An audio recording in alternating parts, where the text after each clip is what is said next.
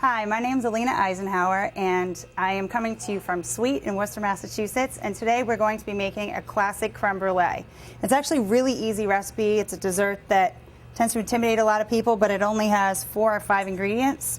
And the first thing we're going to do is put some heavy cream in a medium saucepan, and you want to bring it up to a boil. If you can get a really fresh farm cream that's a little bit heavier than what you find in the supermarket, you're going to have an even better creme brulee. Because you only have a few ingredients, it's really important that they're the highest quality you can get, because that will affect your overall flavor. So we're just going to let that come up to a boil, and while the cream is working there, I'm going to take my eggs. I have 5 egg yolks, and they're going to go into the bowl. And then we're going to add 1/3 cup of sugar. And we want to whisk that together really well. Get it all smooth. And then I'm going to add just a pinch of salt. Tiny little bit of salt, but it makes a really big difference in the flavor. It tastes kind of flat if you leave it out. So our cream has come to temperature now. It's just come to a boil. You don't want to take it too far. And we're going to slowly add it to the eggs, whisking the whole time, which is called tempering. This is really important so that we don't scramble our eggs or curdle our eggs. Just a little bit at a time. You have to whisk the whole time. Going to continue to whisk until all of my cream is added. Add a little bit more. Then I usually feel the bowl, and if I can tell that it's fairly warm, I can add the rest all at once, a little bit quicker. Eggs have already come up to temperature. And dump the rest of that in. It's that simple. I'm just going to add in my vanilla extract. Again, just like the cream, it's really important that you use a very high quality vanilla. So the vanilla extract is in. We have everything all incorporated. The next step is we're going to take the egg and cream mixture and just strain it into a measuring cup. This is going to make it easier to pour into our ramekins, and it's also just in case you missed and got a little piece of egg or something when you were tempering.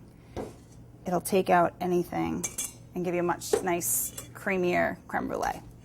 So now we're going to take our egg and cream mixture, and I have little ramekins here. This one step will make a difference. The size of the ramekin you use is going to affect how long it takes to bake and how it sets. I really prefer the shallow ones. It's a lot easier to get a nice even bake on your creme brulee, which will give you, again, a creamier dessert. So we're going to pour this in, and I like to fill them pretty high, again, because they're shallow. When they're all full, we're going to bake this in a water bath or a bain-marie, which helps them to bake evenly. Which is why it's important that you set your ramekins into any type of a cake pan, brownie pan, something that's about 2 inches deep. And we're going to take some warm water and pour it into the pan so it comes about halfway up the sides of your ramekins. And that should do it. And then very carefully, this is the hardest part of the whole recipe, you're going to carry this to your oven and put it in without getting any water into your creme brulee. It's going to bake for about 20 to 25 minutes, again, depending on your oven and depending on the depth of the dishes that you're baking your brulee in. You're going to bake it until it's just set, a tiny bit jiggly in the center, and then take them out and remove them from the water bath and let them cool. So now our creme brulee has been in the oven about 20 minutes, and it's done. Again, it's set. It will move a little bit, but barely. But you want to make sure there's still a tiny bit of plate in the very center of your creme brulee.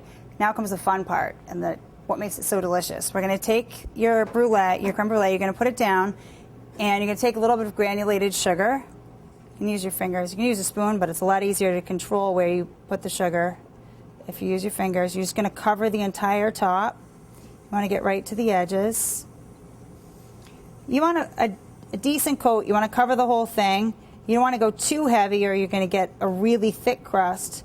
But at the same time, if you go too light, you're not going to get that nice crunch. On a good creme brulee, you're looking for that contrast between the crunchy top and the creamy custard underneath. And you want to be able to crack the top with the back of your spoon when you go to eat it. Creme brulee is all about contrast. You have the creaminess and the crunch. You also have the cold custard underneath, and then the warm sugar on top. So now I have it covered with sugar, and here comes the fun part. You're going to take a torch. You can use, there's the Brûlée torches that are meant specifically for creme brulee that you can get in the any of your kitchen stores, even at some of the big department stores, or you can use the big jumbo blowtorch from your home improvement store, which is my personal choice. Gets the job done quicker, and it's more fun. So you're just going to turn that on, and then the trick to getting a nice even brulee, burning the sugar evenly, is to keep it moving the whole time, because even when I pull it away, the sugar is going to keep cooking for a minute. And if you hold it in one spot too long, you're going to get a really dark spot or a burnt spot. So you're just going to move it evenly. You want it golden. You want to make sure you get all the sugar, but you don't want to take it too far where you're burning it. Your sugar will start to get bitter. You'll have a bitter caramel if you take it too far. And that's it. Just that easy. You want to let it cool for a few minutes before you serve it so the sugar has time to set and get hard. And you could serve it just like this, but I prefer to take it another step further and serve it with some fresh fruit, whatever's in season. And I'm just going to put a little bit of caramel on the plate. If you have sauce, you can actually buy these sauces now in the squeeze bottles in the store, which is pretty cool. Most of the supermarkets even have different sauces if you look. Put something on the plate. And then I'm going to put my creme brulee down. And I'm just going to take, I have some fresh berries, which are always really good with creme brulee, any type of custard. And we're going to put them right on the plate. And without too much, that just makes it suddenly a much prettier presentation and much more of a dessert than just the little plain creme brulee. And we'll put that right on top.